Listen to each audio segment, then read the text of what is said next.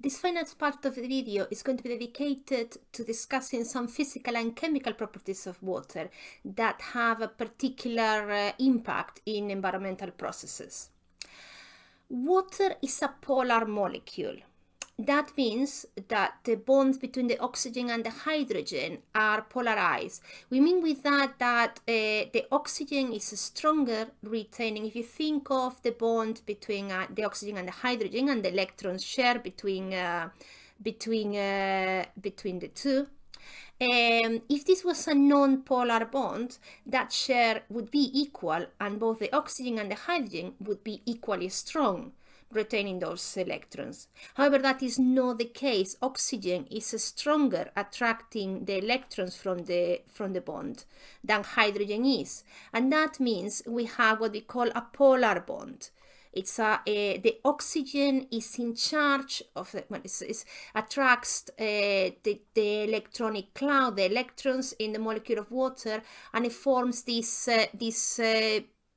negative area of the molecule.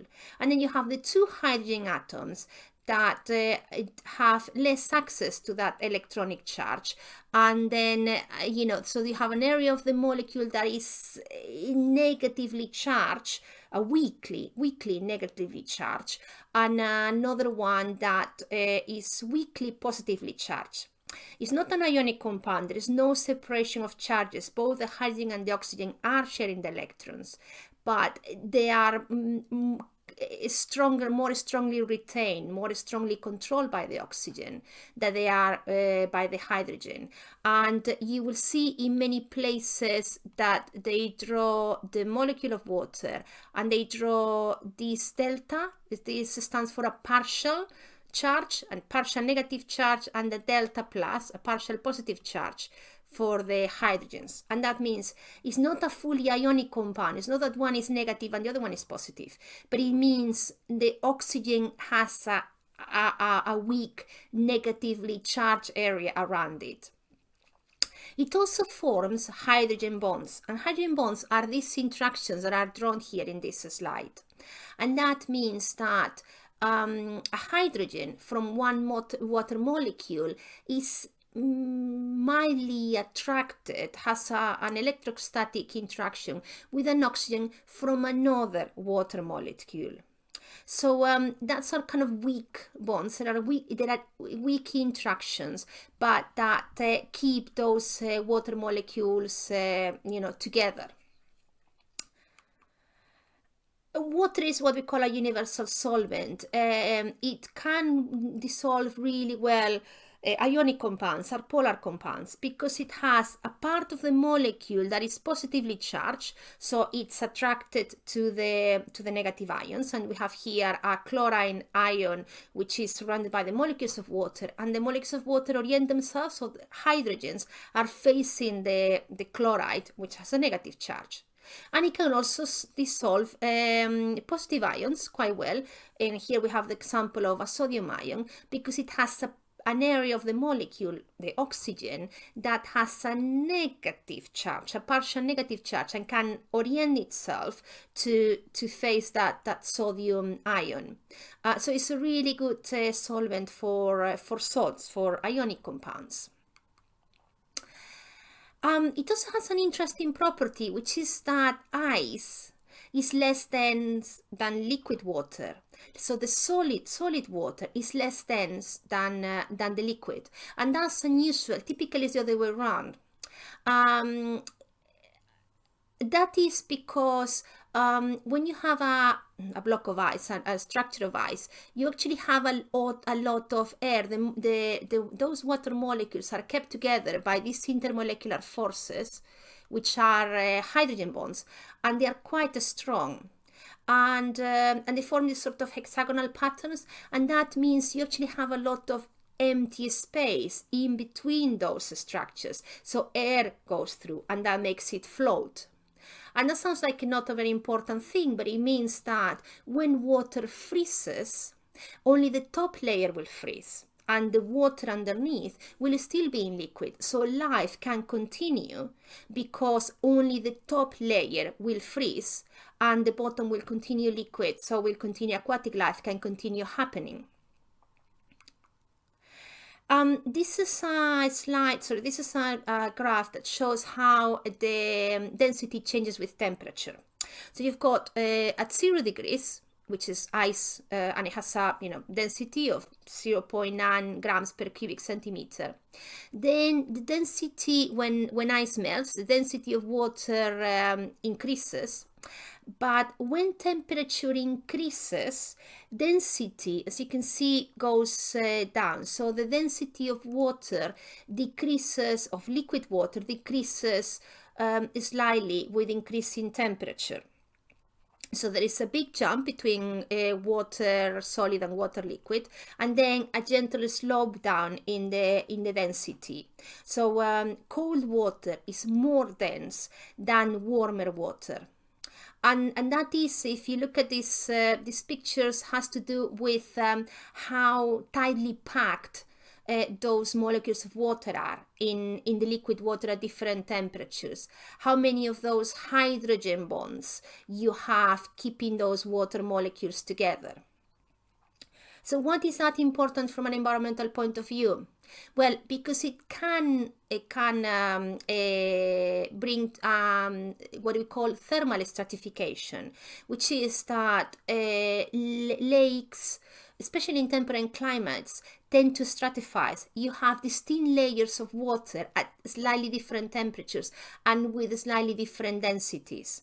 So the more dense water, the heavier water is at the bottom where the colder temperatures are, and the less dense water, the lighter water, will be in the surface where the temperature is slightly higher.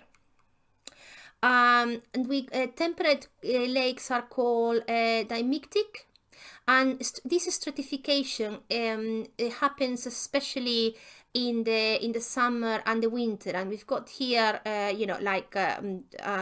couple of figures with summer and winter, in which you have a layer of lighter water, less dense water, and then a layer of heavier water, more dense water, colder water.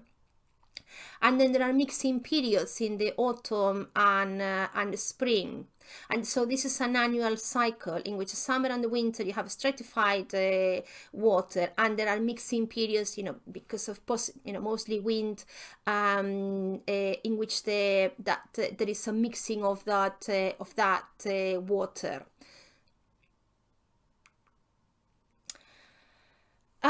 Water exists in Earth as a solid, as a liquid, and as a gas.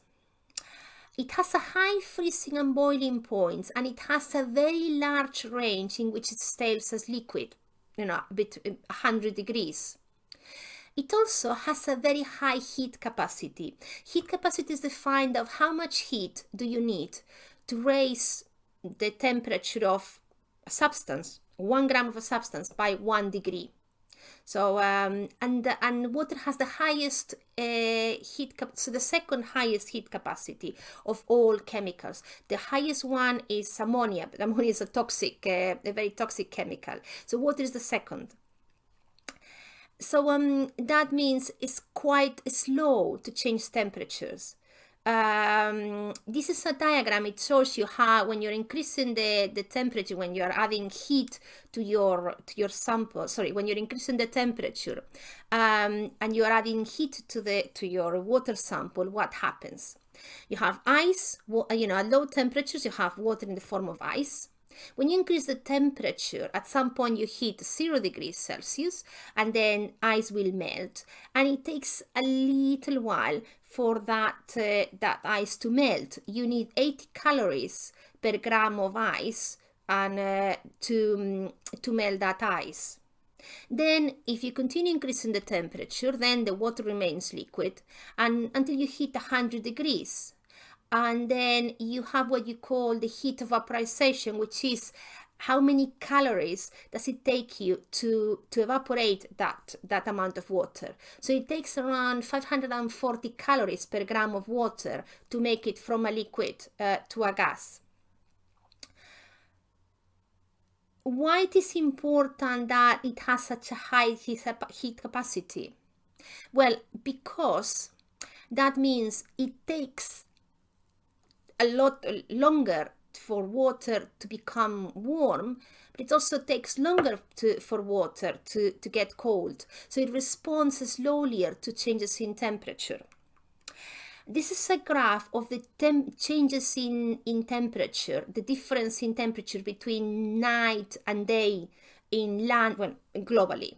So you have, the red, the darker the red, it means the more difference there is between day temperatures and night temperatures.